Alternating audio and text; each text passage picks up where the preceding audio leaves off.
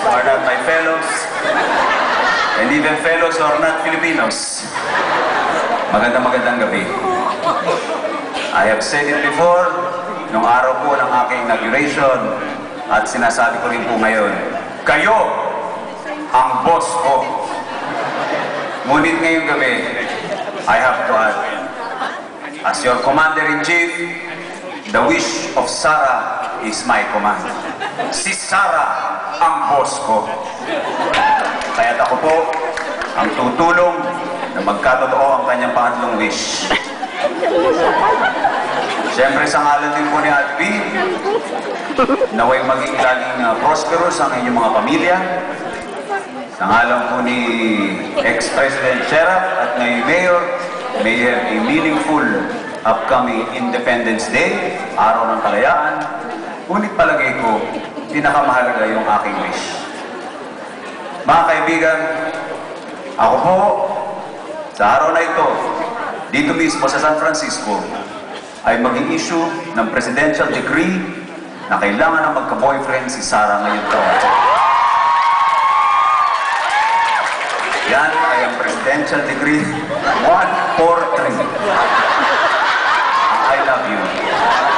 Para naman, maranasan ni Sarah ang kilig, ang fulfillment ng pagiging in love. Para dumampi sa kanyang mga labi. Sa halip na fried chicken. Tunay na matamis na halip. Ngunit siyempre po lahat ng yan, mga kaibigan, ay nakasalalay sa pag-approve kasi baka po i-veto ni Mami Divine.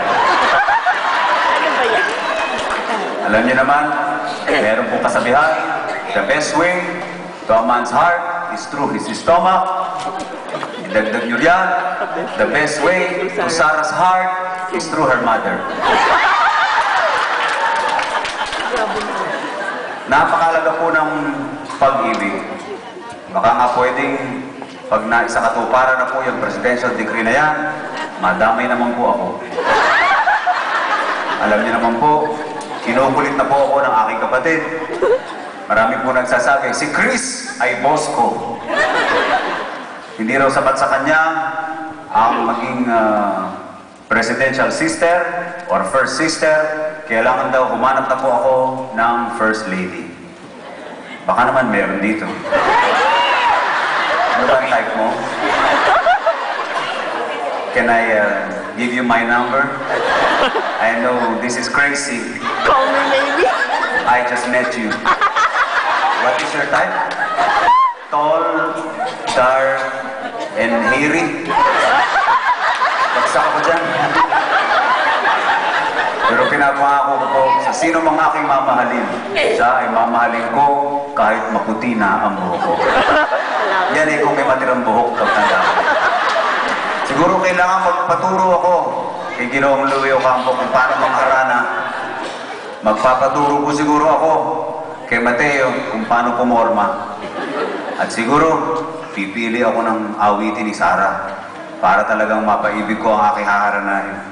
Kasi marami nagsasabi, medyo bulok daw po ang aking style. So, yung huli ko niligawan, niriregaluhan ko naman. Isinapin ko pa. Dito rin sa San Francisco. Bag, sapatos, damit. Puro nga lang dilaw. Paborito namin kulay yan. Yung pinagluto ko. Dilaw din. Chicken curry. But I can say na kung hindi man ako pala rin sa pag-ibig, at least I am married to my work. And before I go, I'd like to say to all of you, huwag niyong kakalimutan ang napakagandang katagang iniibig ko ang Pilipinas. Yeah! Yung mga nagpapalaki ng anak dito, siguraduhin niyo naman na balang araw maka-experience kayo ng concert ni Sarah sa Pilipinas. Yung mga anak dito, hindi yan mga tunay na Pilipino hanggat hindi sila nakakaranas uminom ng beer nang nakatingin sa sunset ng Rojas Boulevard. Hanggat hindi sila nakakalakad sa Luneta. Hanggat hindi nakakakain ng balot. Hanggat hindi nakakaihi sa pader na nakalagay.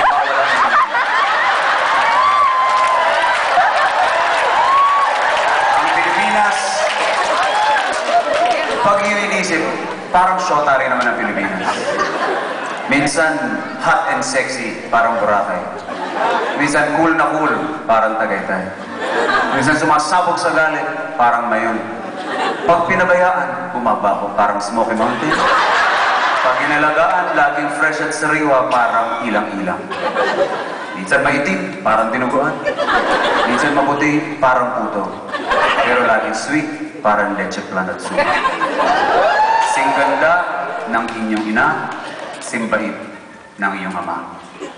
Siyempre, talagang mga Pilipino yung inyong mga anak pag kanila pong na-experience ang OPM. Lalong-lalo na po pag nanggaling sa pambansang prinsesa, Sara Geronimo.